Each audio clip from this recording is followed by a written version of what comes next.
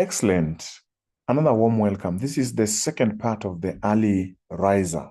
And it's called the early riser because it's just the early riser. Today, in this second part, we will look at why the early riser. Maybe you are tired of being stuck, stagnated, and just feeling behind and cranky during the day, and things are not happening to you. Yet there is a code, there is a secret, and I'm going to let you into this secret. In fact, today's secret is why some people achieve remarkable success, yet others, equally or better talented, better capable, but they are struggling with their goals. Now, Ali Riser answers this question why some people achieve remarkable success, yet others just average.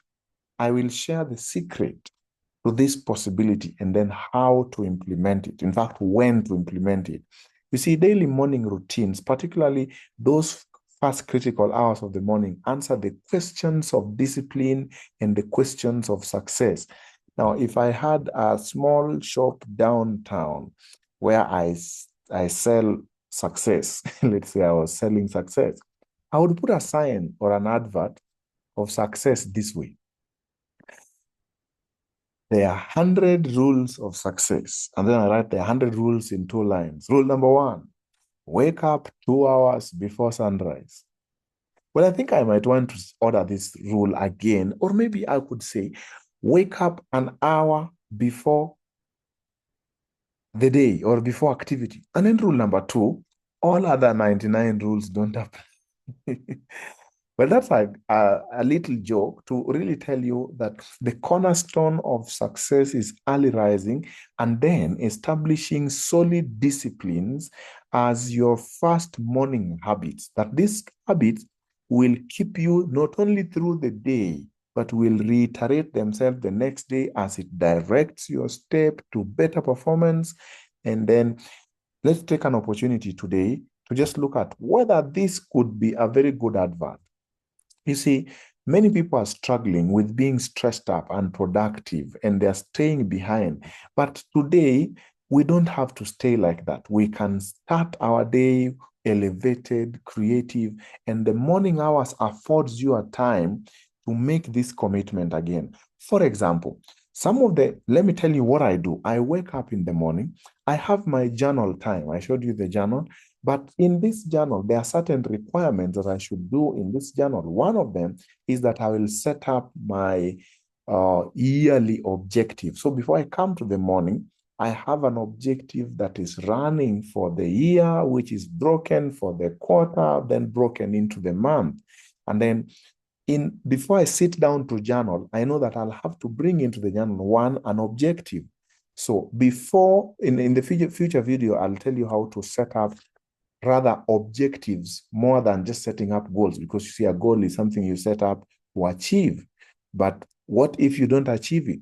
So I take the approach of setting up an objective. For example, I have an objective to wake up early.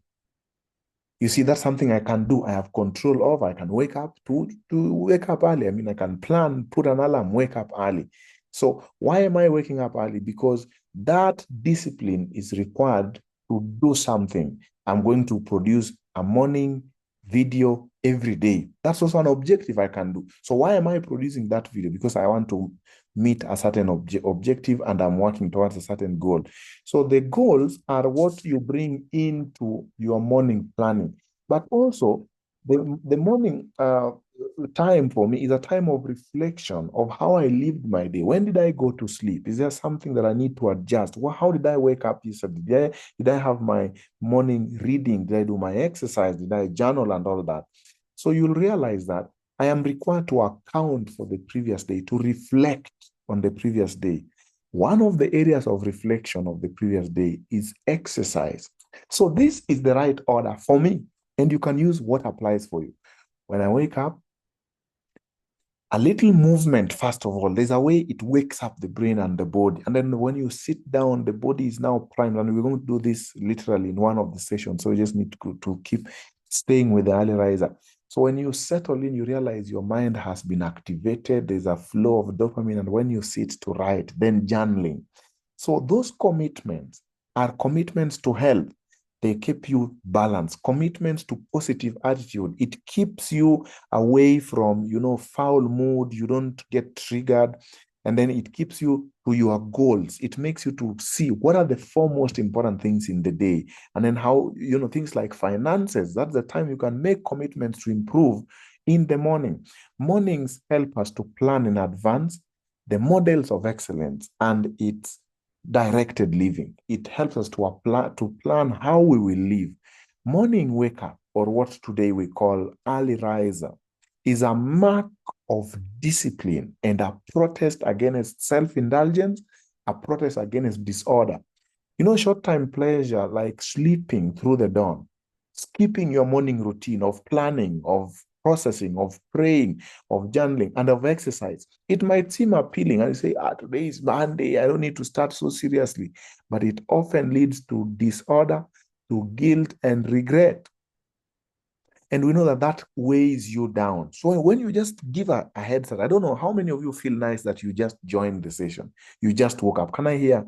Maybe you can type on the chat. You see, we know that exercise, for example, is good for us. Avoiding it breaks our commitment with ourselves. The long-term success can only be achieved when we have every day's activity put into it. Now, I know some of you wonder, is this a principle in the Bible? Yesterday, I showed you Jesus, the greatest teacher, woke up way before dawn. Today, I want to show you a text that is interesting. One of the most important instincts any child should be taught in order to be successful in life is this. It's called action pronto. What does that mean? Doing what you must do at once, early. Two things, at once and early. Now, if you must wake up, let's say you are sleeping and then the alarm rings, any delay in responding to that alarm is likely to keep you asleep until morning. Is that true? Anybody has ever experienced that? Can you chat your confessions, I see? So a morning routine places you at once on a path to activity and execution. So that's why when I wake up, I quickly go into my morning routine, because that tells me everything that you must do today. God says that he loves those who wake up early. Did you know there's a text like that?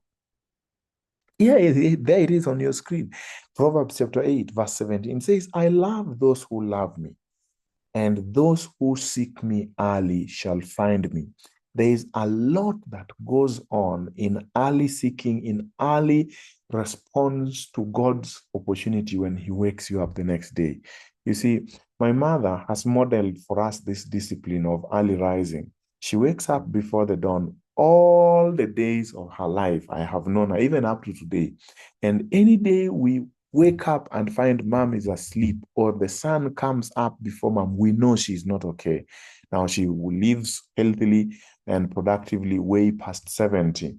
Now, starting your day early is a mark of proactiveness, where you begin the processes and you don't react to them. You're the one who starts. So the day doesn't shove you here and there. You have the leisure of deciding how and designing how your day turns out with your solid plans. So this is as a tool that you need. And self-discipline also needs the tool of time in order to compound its benefit. And so what I want you to know is, where there is no time, there is no compound interest. That's the point I want you to take home. Where there is no time, there is no benefit of compound interest. And some will say compound interest is the eighth wonder of the world. Those who understand it, earn it. Those who don't understand it, they pay it. So time is the marble in the hands of the compound interest that it uses for shaping the unimaginable profit. How about if your day would accrue some profit at the end? Why then not start early? Yeah, it's a living reminder that anything worth doing is worth starting early. A good day is worth starting early.